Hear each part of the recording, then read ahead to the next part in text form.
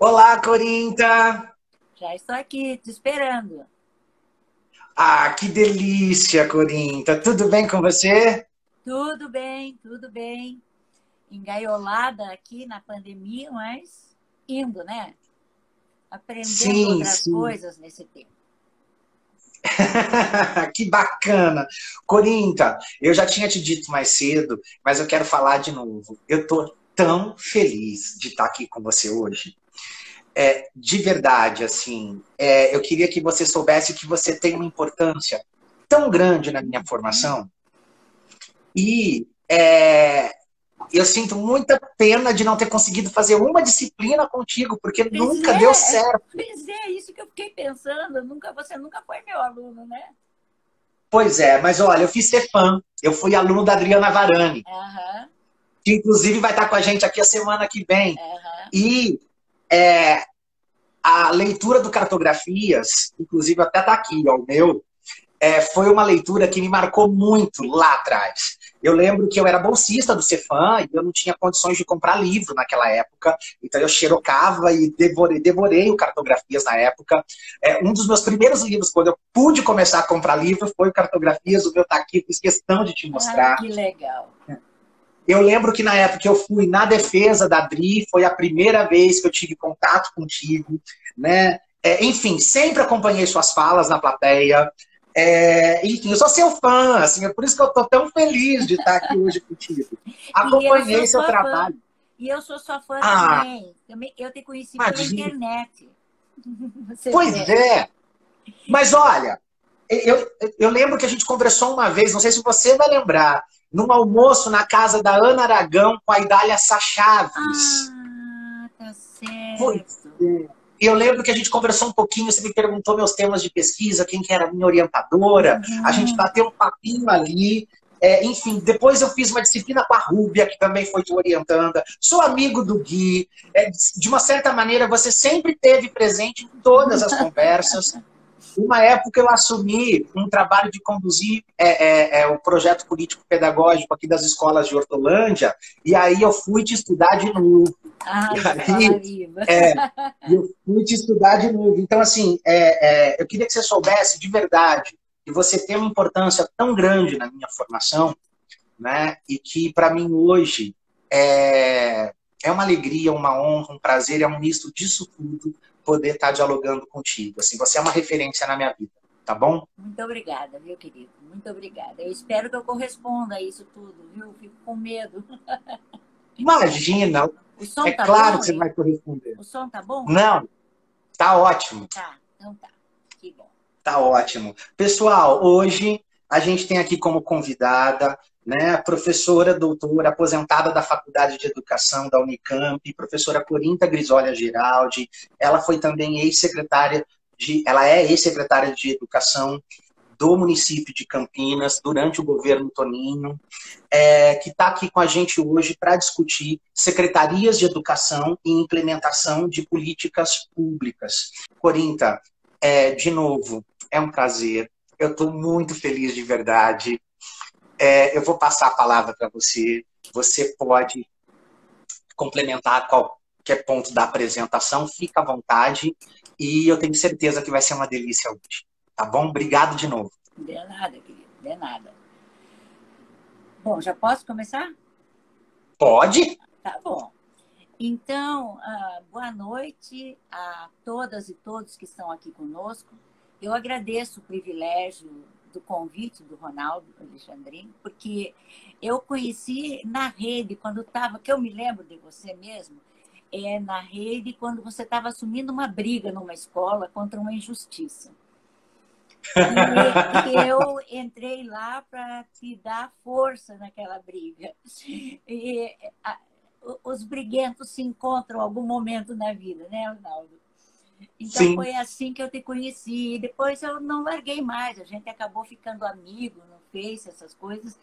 E eu acabei acompanhando, mesmo à distância, um pouco da sua história acadêmica, do seu trabalho, que eu acho muito importante. E acho que essa iniciativa agora é mais uma que você vai acumular de experiência interessante nesse contexto de pandemia. Bom, dito isso também que eu gostaria de te dizer, o Ronaldo me deu um tema bastante amplo. Ele escreveu assim para mim: políticas públicas em tempos de pandemia. Isso é amplo para caramba. E eu resolvi pensar algumas coisas para refletir. Eu vou trazer algumas questões para a gente refletir e eu espero que na segunda parte a gente possa conversar com o Ronaldo e com quem mais estiver interessado em conversar sobre isso. Seria legal todos nós estarmos participando, tá bom? Bom, então eu vou começar fazendo uma coisa meio linear, até porque isso é mania de professor antigo, cartesiano, fazer uma coisa meio linear. Falou em política pública, afinal, o que é política pública? Muita gente associa o termo política à politicagem, a políticos, e às vezes até vira o rosto. E eu acho que é muito importante a gente discutir exatamente que, primeiro, a política e a política pública, ela faz parte da vida da polis. Desde que nós nos organizamos em sociedade, desde que nós estamos juntaram-se casas e começaram a formar a organização social da nossa humanidade, para poder viver junto, para poder viver perto, tem que ter certas regras, tem que ter lideranças. Então, é daí que surge a política e vai surgir a política pública, né? Então, a política pública é tudo que um governo faz ou deixa de fazer. Quer dizer, não é só o que o governo faz, porque o que ele deixa de fazer também é uma forma de fazer política pública, certo? Por exemplo, eu vou dar 2 exemplos bem simples assim que a gente tem constatado no cotidiano e agora na pandemia mais ainda. Por exemplo, quando o Bolsonaro entrou no governo, ele disse que não gostaria de ter nem Ministério da Cultura e nem Ministério do Meio Ambiente. Tanto que ele tirou. O do meio ambiente, ele teve que voltar atrás. Mas a cultura continuou como Secretaria de Cultura. O que isso significa? Isso significa que fazer políticas públicas, o que ele pretende fazer na área de ambiente, não é importante. Não é relevante. Portanto, isso é uma política pública. É dizer, o meio ambiente não me interessa. Quando ele diz a Ministério da Cultura não tem sentido. Eu vi uma frase dele que ele dizia assim: eu já precisei de marceneiro, já precisei de cabeleireiro, já precisei até de fisioterapeuta, mas nunca precisei de artista. Então, para que artista? Então, vocês vejam, um jeito simplório, senso comum, digamos assim, até de uma santa ignorância, né?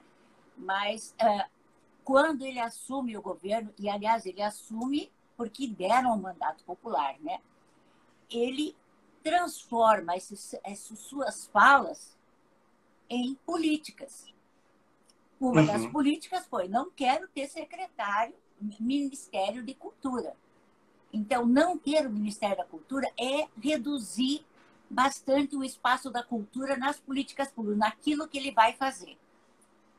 E outra coisa é: qual é a destinação da verba que vai ser dada para este setor ou para aquele. Porque na hora em que eu deixo um setor sem verba e deixo o outro com verba, eu estou dizendo que aquele que tem verba tem mais valor do que o que não tem verba. Nós, na educação, exatamente porque somos bastante vulneráveis e nosso trabalho não aparece em obras, todo o dinheiro gasto na educação basicamente é com pessoal, 80% é com pessoal. Então, não aparece em monumentos, em fontes que o prefeito pode mostrar. Então, nem sempre ele é compreendido e ele não dá votos. Ele dá mais votos quando não é feito do que quando é feito. Quando é feito é normal, daí não acontece nada. Quando não é feito, ele pode até dar uma reação. E eu até constatei isso na secretaria, que num determinado grupo social, numa determinada bairro, a população era muito participativa até a hora de pedir uma creche. Então, quando conseguia a creche, a participação ia embora. Exatamente quando ia começar um trabalho educativo, junto com as famílias, para que eles ajudassem a construir o projeto pedagógico daquela creche, desinteressou. Por quê? Porque já conseguiram. E a educação, e a população confia muito na educação, demais até.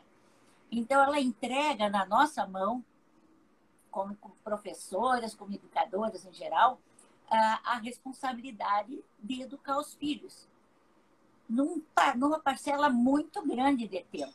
Em se tratando de creche, um terço do tempo, um terço as crianças dormem, o outro terço elas estão na escola, e o outro terço elas fazem tudo, tomam banho, almoçam, jantam, enfim, um terço do tempo é muito tempo na creche que as crianças ficam sob responsabilidade da escola e da educação, enfim. Uhum. Mas voltando, nós, por conta da nossa fragilidade e dos resultados a longo prazo, em geral, é muito difícil conseguir verba para a educação. Então, ao longo da história dos movimentos sociais da educação, nós conseguimos construir o que se chama alguns ganchos na Constituição que fazem que, independente do prefeito que nós tenhamos, do deputado que a gente seja, do governador ou do presidente, um percentual da verba da educação sempre vai ser destinado à educação. Um percentual da verba geral do país sempre vai ter que ser destinado à educação. Isso é exatamente a regulamentação que agora o Guedes quer tirar. Ele quer desregulamentar. Quer dizer, é uma política pública, desregulamentar. Quer tirar aquilo que regula que a gente tenha essa verba destinada para a educação que ninguém pode mexer. Nós tivemos agora uma aprovação de uma importante política educacional, que é o Fundeb.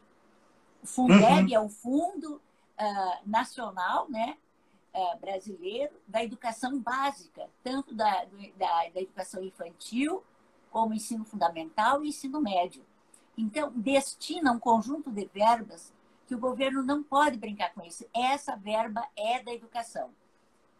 Só que, como nós estamos num ambiente bastante contraditório, isso foi carregado pelo Congresso, não foi o governo que propôs.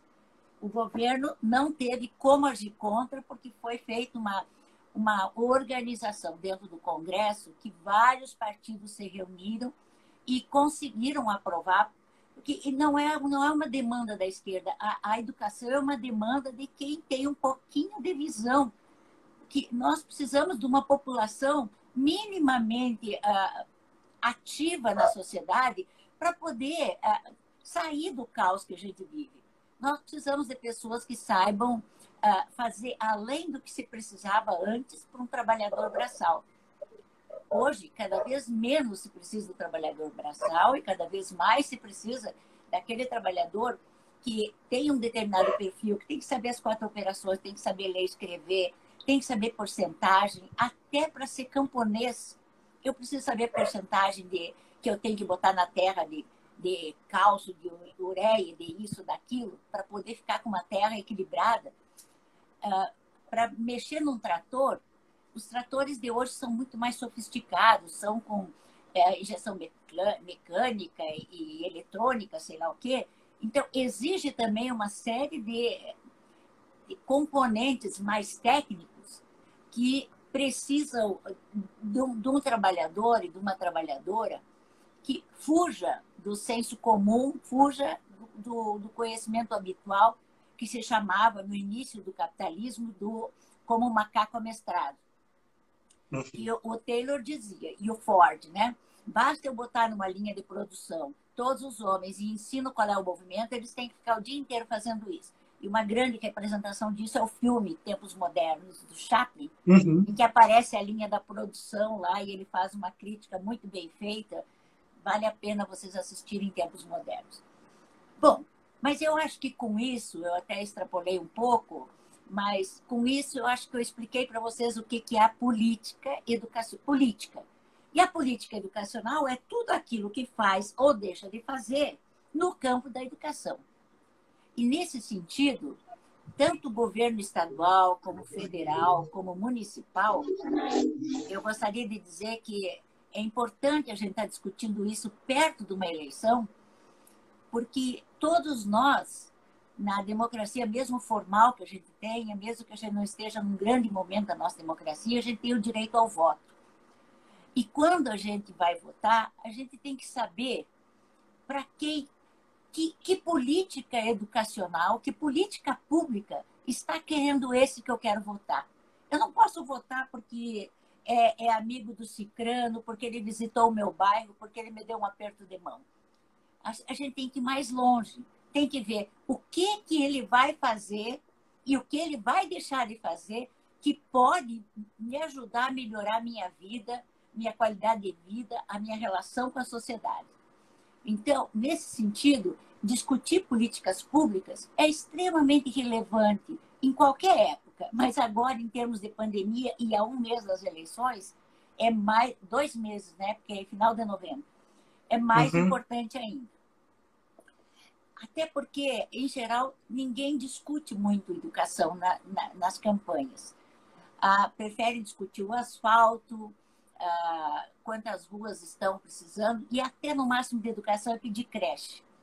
Mas é muito difícil você ver uma reivindicação dizendo que precisa melhorar a qualidade, reduzir o número de alunos por sala, que é uma das coisas mais importantes para a gente construir uma qualidade de ensino, é ter um número de alunos em sala de aula que o professor e a professora possa dar um atendimento mais pessoalizado, né? Mais personalizado.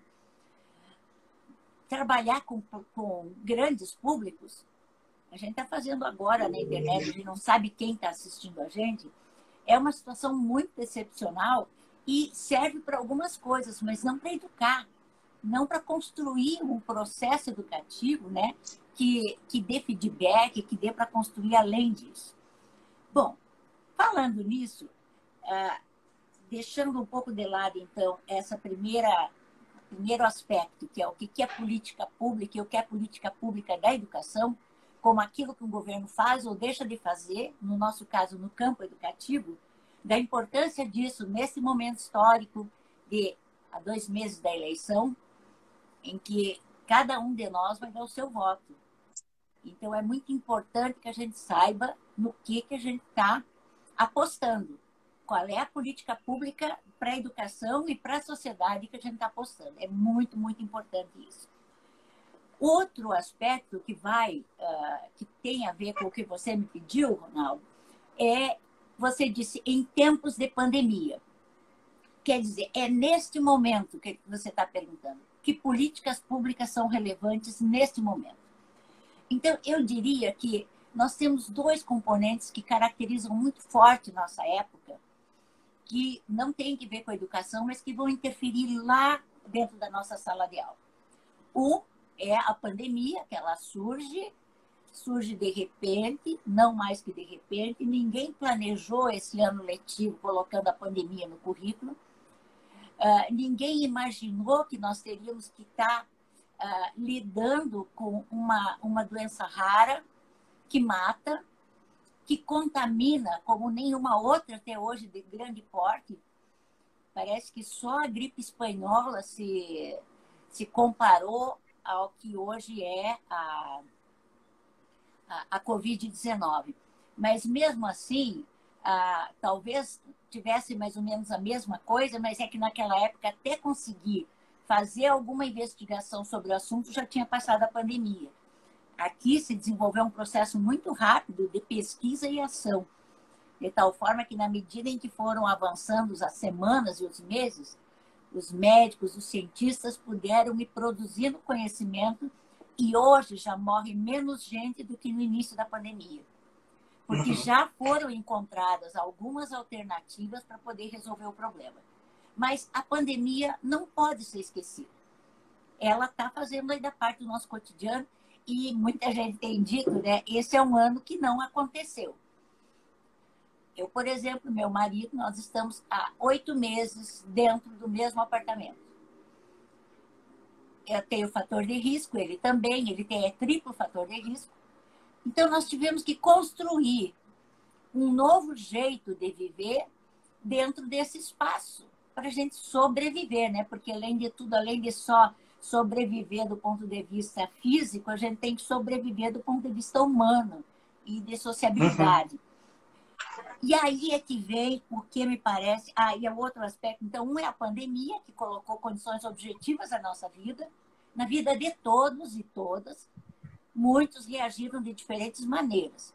Mas uma política pública que fosse trabalhar nesta época tinha que levar em conta, do ponto de vista global, o que está acontecendo com uma cidade, com um estado e com um país.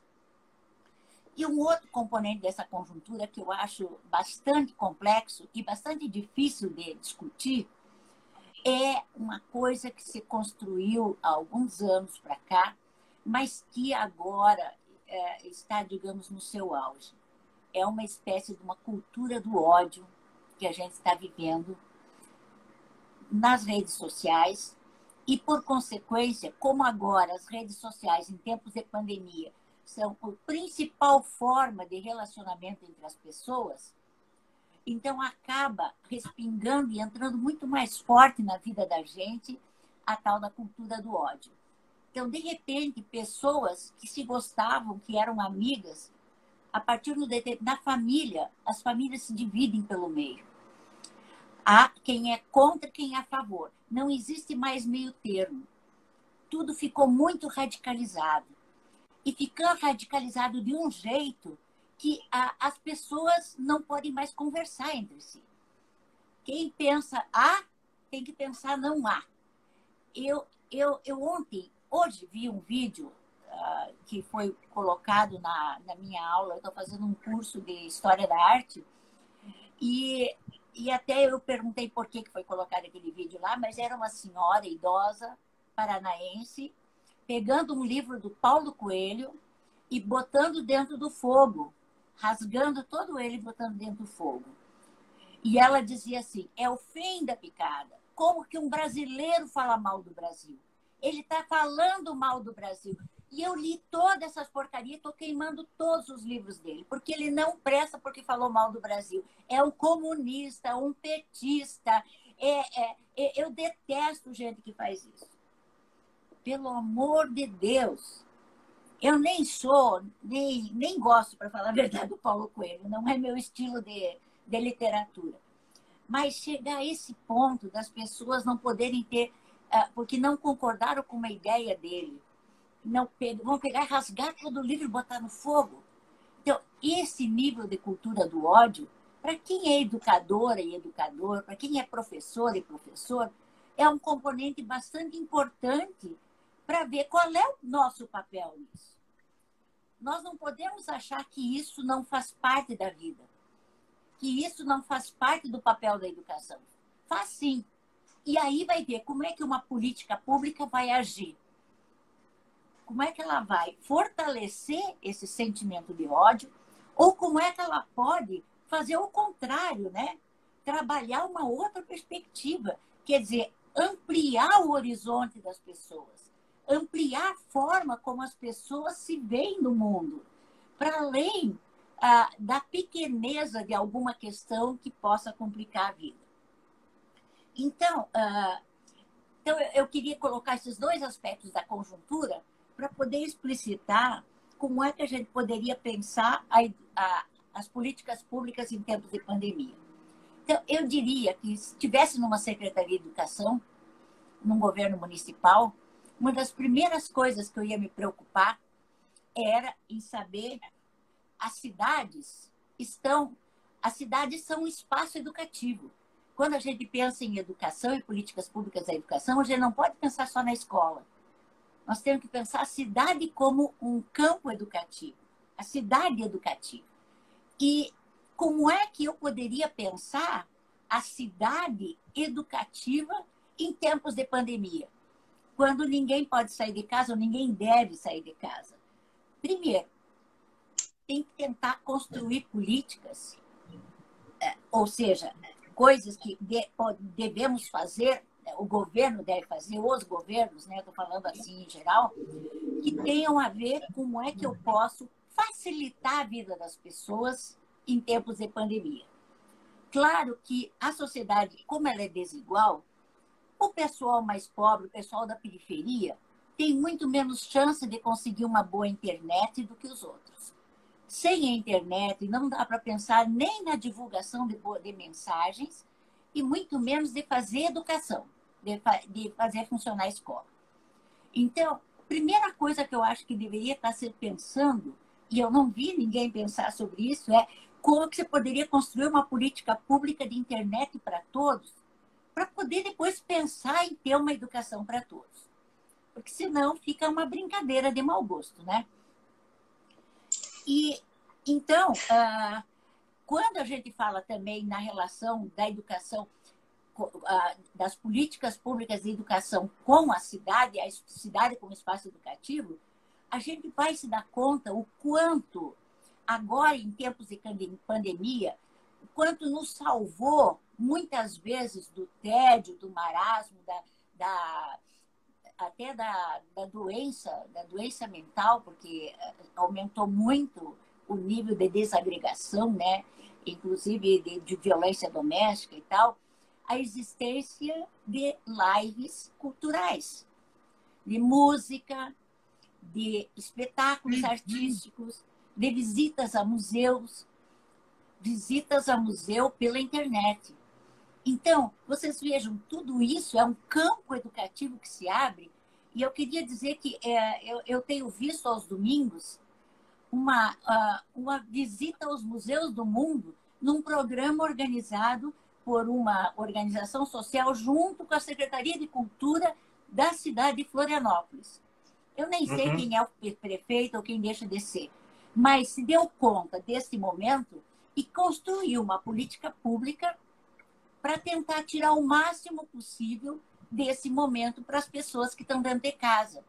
Então, eu fui fazer uma visita no Van Gogh, lá em Amsterdã, de dentro de casa. Então, isso é um jeito, primeiro, de viver melhor, era gratuito, agora tem que ter internet, tem que ter canal.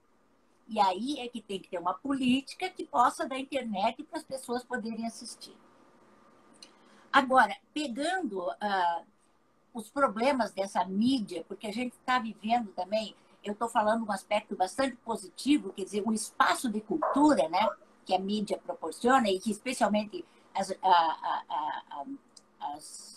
as redes sociais, mas eu não posso esquecer que as redes sociais também ajudam muito a manipular as pessoas. E eu sugiro para vocês 2 filmes, como a gente está agora em pandemia, né? A gente tem que explorar bem esses meios que a gente tem. Tem um filme que está no Netflix que se chama Conexões em Rede e que faz uma análise da internet e das redes sociais de um jeito como eu nunca vi. Por quê? Porque pega pessoas, executivos do Vale do Silício, lá nos Estados Unidos, que são aqueles, digamos assim, os grandes gênios da internet e da informática, e mostra eles que ajudaram a produzir, trabalharam nessas redes sociais, no Facebook, no Instagram, no Twitter, no Google. Eu achei que o Google era o mais neutro deles, que nada, não tem nada de neutralidade no Google. Eu assisti o documentário também. Ah, você viu o comentário? Uhum. Porque eu fiquei muito impressionada com aquilo. E esse filme mostra eles depondo, fazendo depoimento de como é que eles fizeram, como é que eles participaram ativamente e, de repente, ele disse assim, não é que isso foi feito por mal. É que acontece que a gente vai entrando dentro da jogada e como o que vale não são as pessoas, mas o lucro, então eles ficam vendo o que monetiza mais. Então, uma coisa que ficou muito forte para mim, eles disseram, a mentira corre na internet 6 vezes mais rápido que a verdade. Então, a fake news, ela é lucrativa para as redes. Então, é muito difícil para as redes sociais combaterem a fake news, porque elas ganham com isso. E eles se viravam para nós que estávamos vendo e diziam assim, não pense que você é um usuário, que você escolhe. você é uma mercadoria. O usuário, para quem é feito os programas, é para aquele que compra a propaganda. Então, a propaganda, a compra da propaganda, eles é que são os clientes. Nós somos mercadoria à venda. Quantas mais mercadorias, mais pessoas ficarem ligadas naquilo, mais aquilo dá dinheiro. Então, isso é uma coisa para nós todos, enquanto pessoas, enquanto gente, enquanto humanidade, temos que pensar. Agora, se nós somos professoras e professores, então, diga. Já passou minha meia hora? Não vou te cortar jamais, mas já falou meia hora. Pode falar. Não, eu tenho só uma pergunta. Você está trazendo a discussão do filme, né? E aí você está trazendo essa questão do caso da internet e a questão do lucro. E aí eu estava pensando na política pública e na escola, porque a escola pública ela não está aí para o lucro. E aí eu fico pensando, né? O que nos faz nos tornar também dependentes, né, de algumas práticas por parte de algumas secretarias de educação. Seria o poder? O poder seria essa necessidade do poder, do exercício do poder, tanto na grande escala quanto no chão da escola. Seria essa, talvez, a substituição do lucro? Parece que sim, né? Porque eu diria que o papel de uma política pública deveria ser a tentativa, sempre que não é possível no todo, mas ela pode reduzir essas desigualdades para que as pessoas já estão submetidas pela sociedade. Então, se você pensa uma política pública, por exemplo, se uma periferia não tem internet, você teria que priorizar a periferia para ter internet, porque no centro já tem uma boa internet. E, em geral, mas o pessoal do centro também, às vezes, tem internet, mas não tem como pagar. Então, você tem que pensar a cidade como um todo. Mas, digamos que aquele lá tem menos chance de poder. E a escola, se ela tem um bom laboratório, se ela tem possibilidades dos alunos terem iPad ou tablet, né? Imagina todos os alunos com tablet, daria muito mais chance de conseguir construir uma equalização de possibilidades. Agora, em vez de ser isso, já que não é o lucro, porque nós estamos numa escola pública, existem relações de poder que permeiam a política. Por quê? Porque não existe uma política só. Tem aqueles que acham que a meritocracia é mais importante que a redução da desigualdade, que pobre só é pobre porque quer. Pobre não é pobre porque as condições que foram dadas fizeram com que ele tenha menos chances. Se ele tiver boa vontade, ele consegue superar tudo. E sempre tem um exemplo para dar conta disso. Sempre tem pessoas excepcionais que, apesar de todas as condições objetivas que são contra, ela consegue sair debaixo das condições terríveis que tem e consegue superar. Mas isso não é a regra. Para cada uma que consegue, 99 não conseguem. Porque a vida é muito difícil, a vida é muito complicada para essas pessoas. E tudo vai se multiplicando em termos de problemas. Então, eu diria que o poder é, na verdade, a disputa de políticas públicas no interior do aparelho de Estado. Certo? Do interior de uma Secretaria de Educação Municipal, estadual, ou no MEC, ou entre ministérios. É muito comum ver briga entre ministérios. Agora, por exemplo, a gente vê a educação querendo usar as verbas para uma coisa e a economia dizendo não tem verba. Agora mesmo tem renda, tem programa, tem dinheiro para fazer o auxílio emergencial ou não tem? A economia vai dizer que não tem. Agora, tem tudo para os bancos, né? Mas não teria dinheiro para o emergencial. E, de repente, o presidente tem um choque de realidade e se dá conta que surgiu 60 milhões de pessoas que não apareciam, chamados invisíveis. E que essas pessoas votam, essas pessoas existem e essas pessoas dependem de política pública. Então, ninguém mais fala hoje que a Bolsa Família é um absurdo. O que o Bolsonaro está dizendo é que a Bolsa Família é pouco. É pouco em número de pessoas, é pouco e na quantidade, no valor que é passado.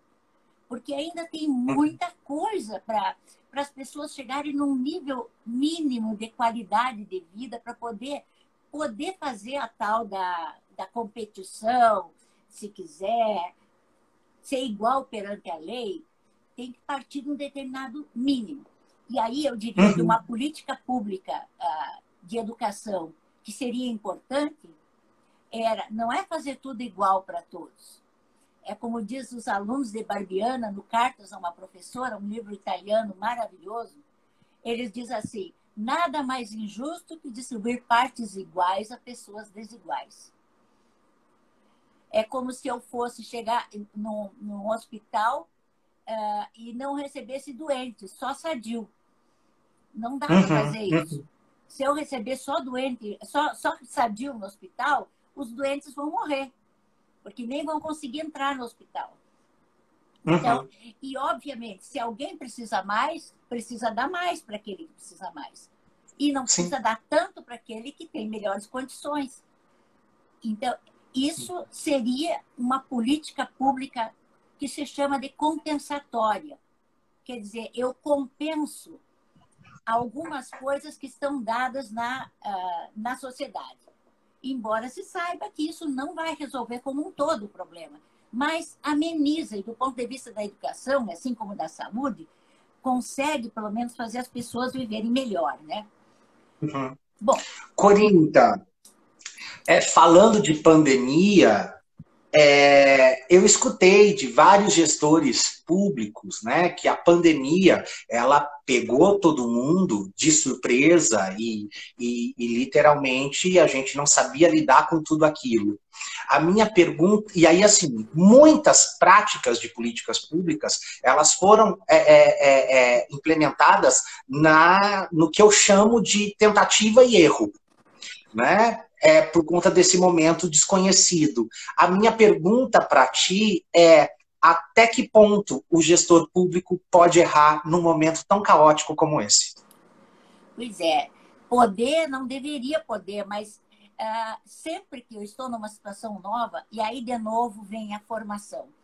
Eu diria que as educadoras e os educadores que tiveram uma formação menos bitolada, que aprenderam que quando a gente está dentro da realidade, quando está no cotidiano de uma escola ou na vida como agora, surge a pandemia.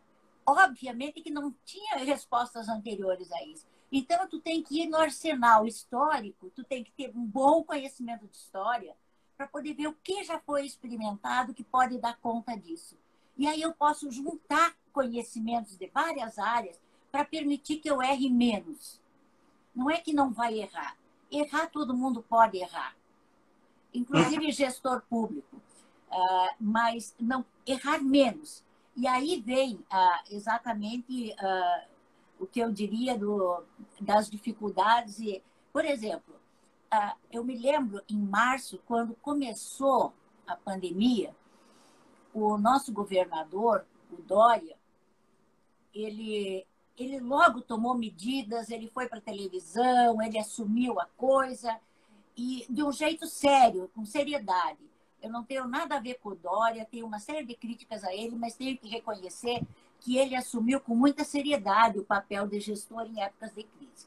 Mas o que ele disse sobre a educação? Ou seja, de alguém que não tem a menor noção do que é a educação.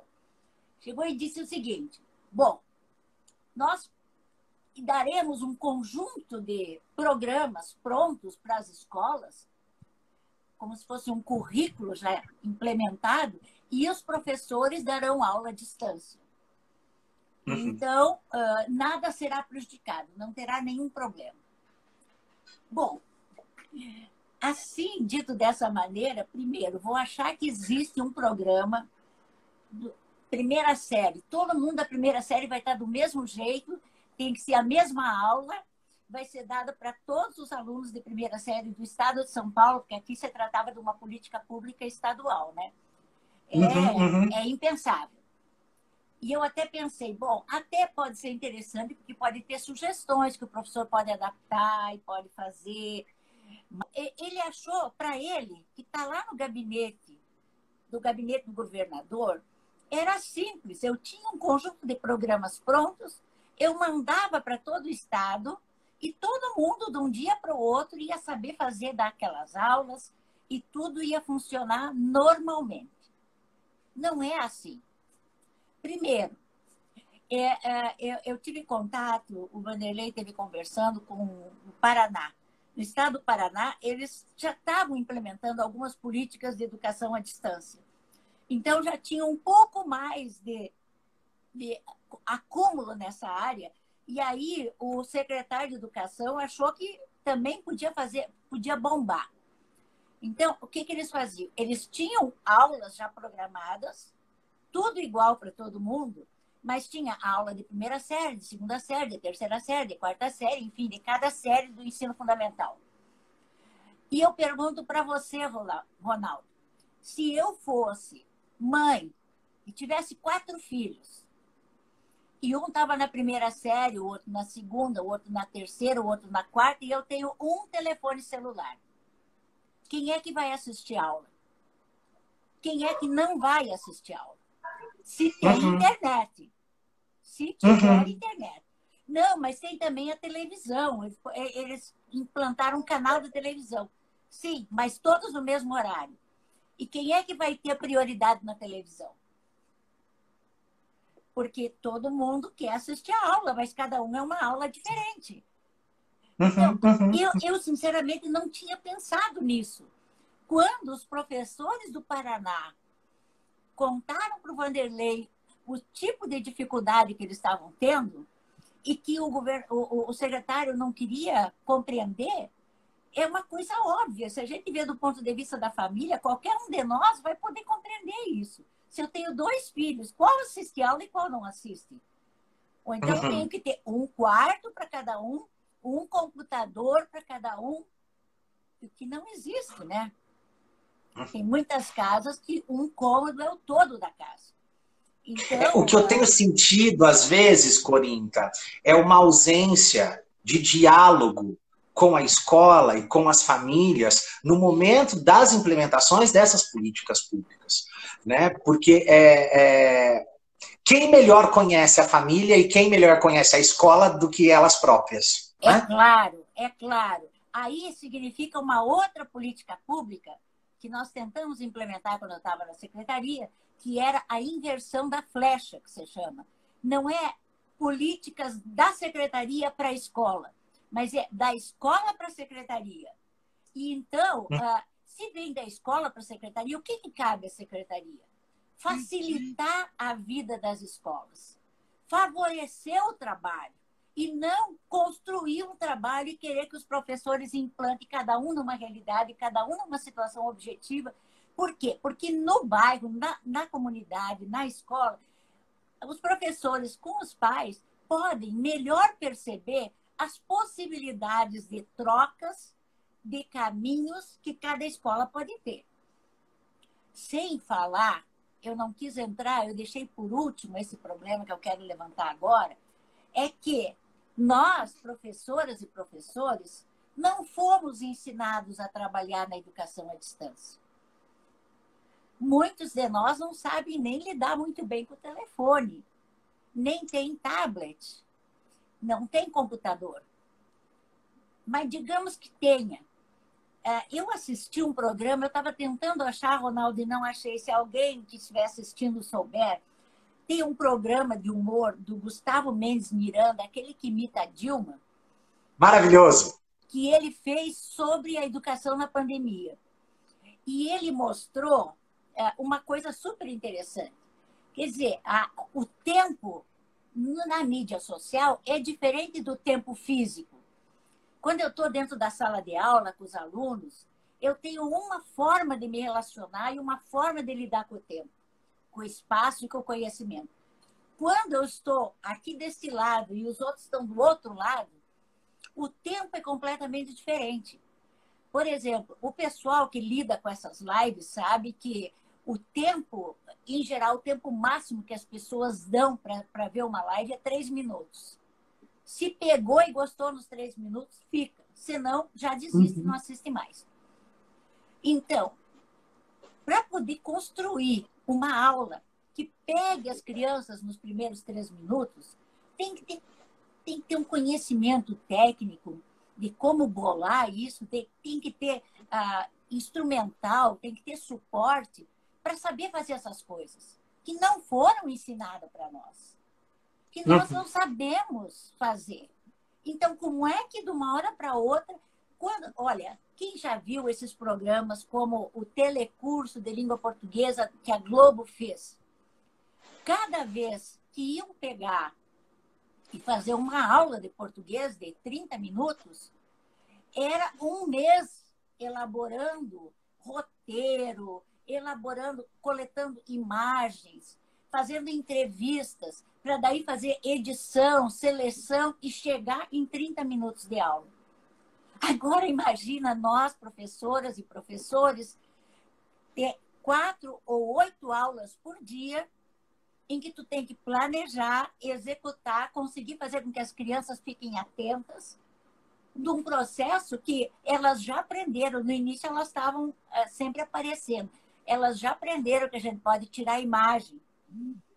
Então, as pessoas tiram a imagem e daí faz de conta que o professor está dando aula e o aluno faz de conta que está assistindo. Eu tenho visto muito depoimento de pais dizendo que não conseguem fazer os filhos ficar na frente da TV ou na frente do telefone. É um telefone pequenininho. É muito tempo. Não é como um jogo. Um jogo na internet você pode deixar uma criança, um adolescente, 12 horas e ele fica. É um absurdo isso. Vai estar se formando uma situação de complacência, de alienação mesmo, geral, só fazendo o jogo. Mas aquilo faz. Agora, a educação não é assim, é trabalhosa. A gente refletir dá trabalho. A gente lidar com as diferentes vozes num ambiente que eu estou aqui olhando e de vez em quando eu consigo ler alguma coisa que sai aqui. Como é que vai trabalhar isso com os alunos? Como é que nós podemos explorar isso numa primeira série para um tipo de crianças com uma determinada cultura, com outra, tentando fazer o máximo? Olha, eu estou fazendo uns cursos de arte, que eu falei para vocês, numa fundação lá do Paraná, que eu gosto muito.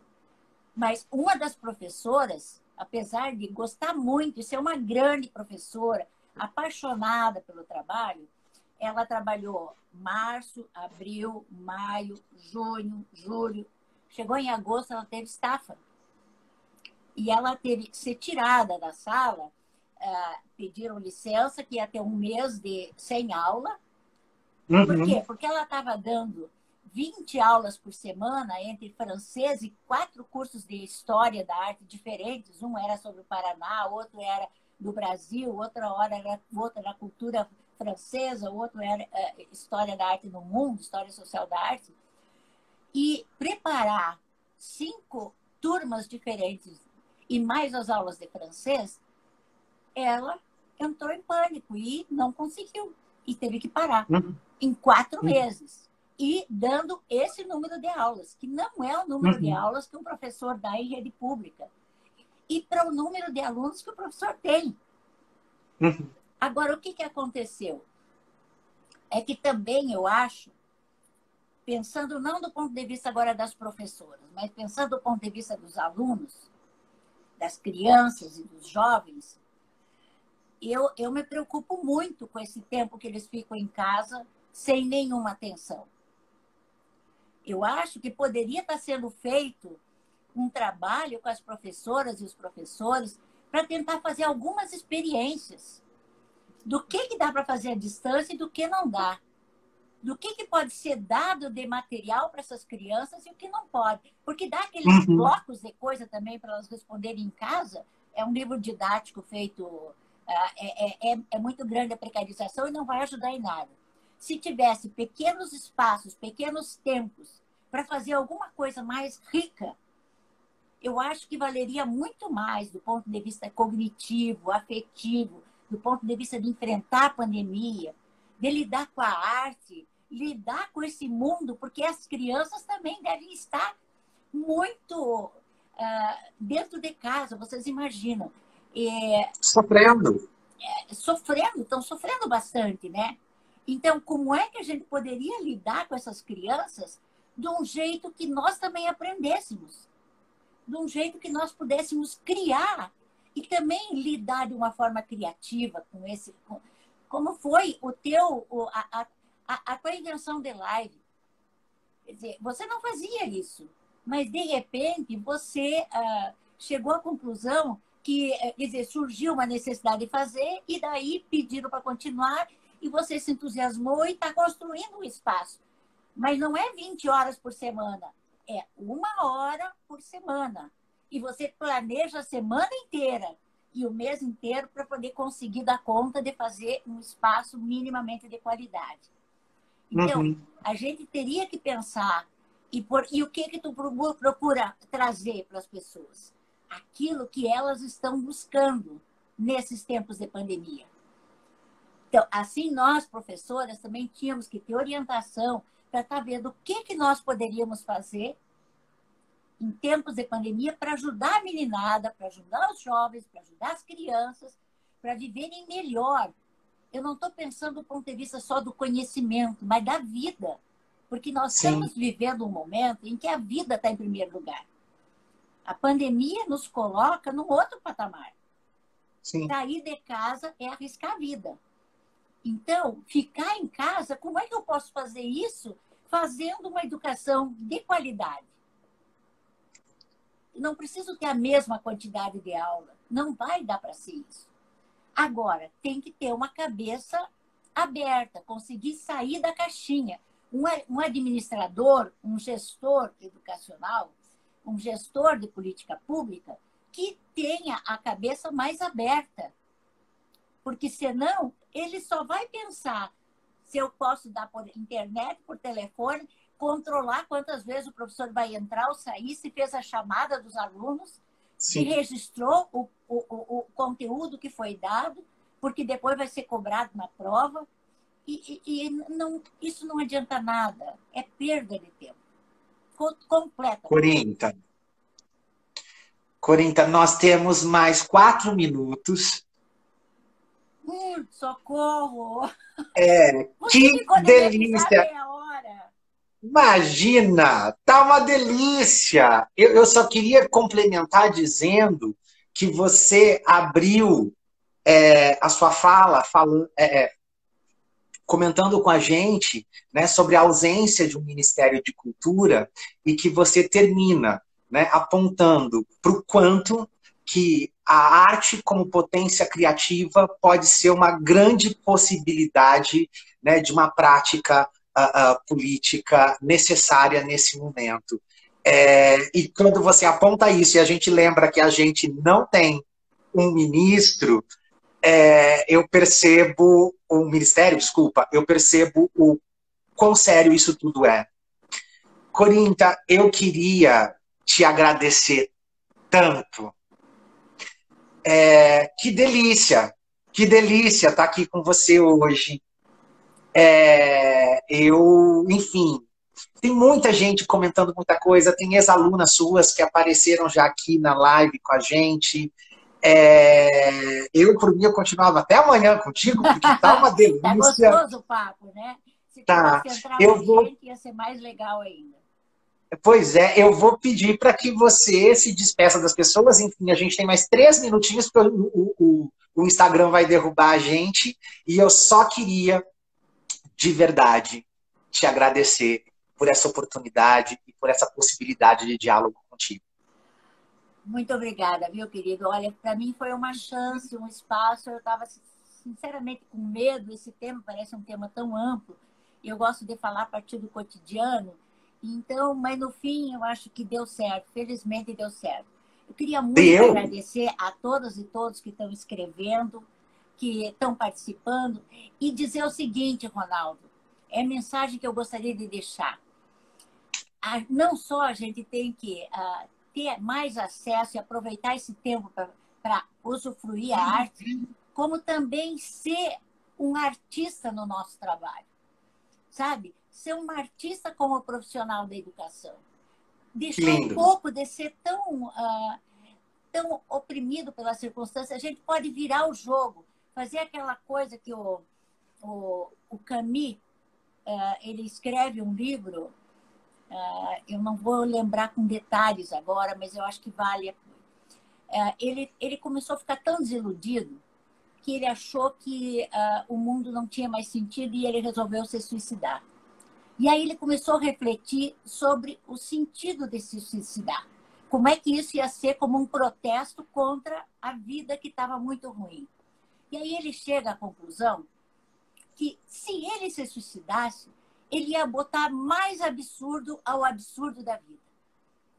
Então ele diz assim, que contra o absurdo, ele junta a sua liberdade, a sua paixão, e faz um movimento de volta, um movimento de valorização da vida, porque é o melhor jeito de protestar contra a morte e contra o absurdo. Se ele morresse, ele estaria se entregando e não acrescentaria nada. Então, eu acho que é isso. Acho que a gente tem que não deixar de sonhar, não deixar de ir adiante, não deixar de também brigar, porque brigar faz parte. Mas é isso aí, meu querido. Acho que já terminou o tempo, né? Tá certo. Daqui a pouco derruba a gente já. Corinta, de novo, obrigado. Ó, fala pro Vanderlei que ele tá convidado, tá? Se ele quiser fazer uma live com a gente, super bem-vindo. Corinta, de novo, ó, 25 segundos. Obrigado de novo. Obrigado pela oportunidade. Que delícia estar aqui contigo. Grande abraço. E assim que tudo isso passar, eu faço questão de um abraço presencial, tá bom? Vamos lá, vamos ver, vamos combinar isso, né? A vida vai um dia voltar ao normal, eu espero. Tá certo. Um beijo.